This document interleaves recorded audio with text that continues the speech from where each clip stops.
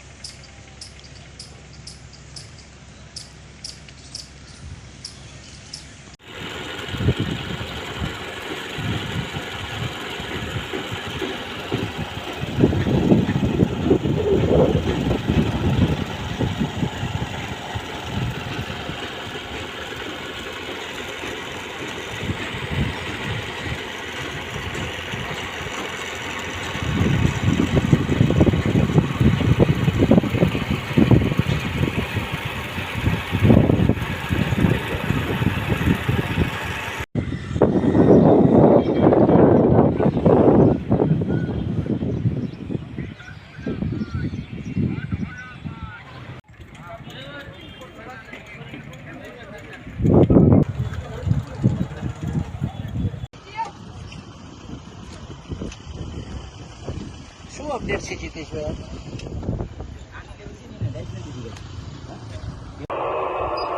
ભાઈ સીતારામભાઈ, ભાઈ કેટલીક આગે હશે એ બોટ આપણાથી?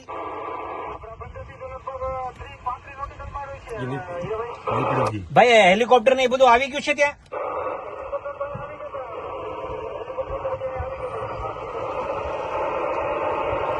આમ કેવી શંકાસ્પદ કેવું દેખાય? કેમ કે સમાચાર વાળાના બધાના ફોન આવે છે અને હું છે હું નહીં જાણવા માંગે છે.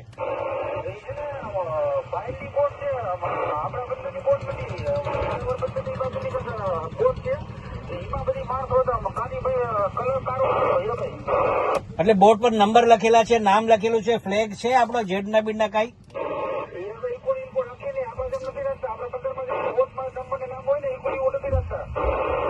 અચ્છા, ચલો કોસ્ટગાર્ડ તો અહીંથી નીકળી ગઈ છે લગભગ, પણ હવે એવા કઈ સમાચાર મળે એટલે તાત્કાલિક સમાચાર વાયરલેસ દ્વારા કન્ફર્મ કરજો. ઓકે, થેન્ક યુ ભાઈ, થેન્ક યુ. આપનું નામ સાહેબ? કનૈયાલાલ સોલંકી.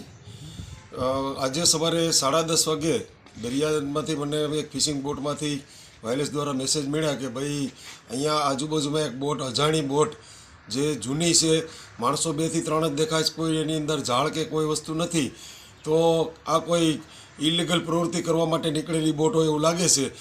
એમ છતાં મેં મારા કહેવાથી આ બોટો, આપણી ફિશિંગ બોટો જાફરાબાદની એની પાછળ જ ગઈ તો એ ફૂલ સ્પીડ મૂકી અને ત્યાંથી આગળ નીકળી ગઈ.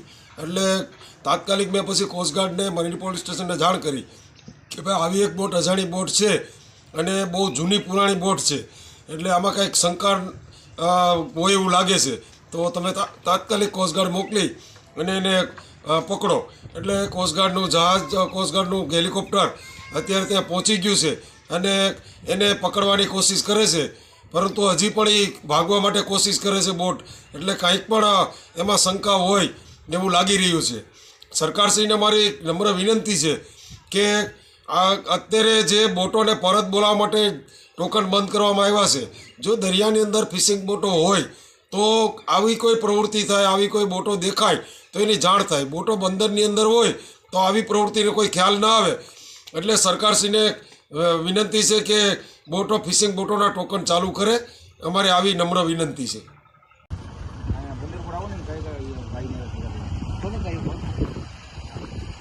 આપણા વિનાભાઈ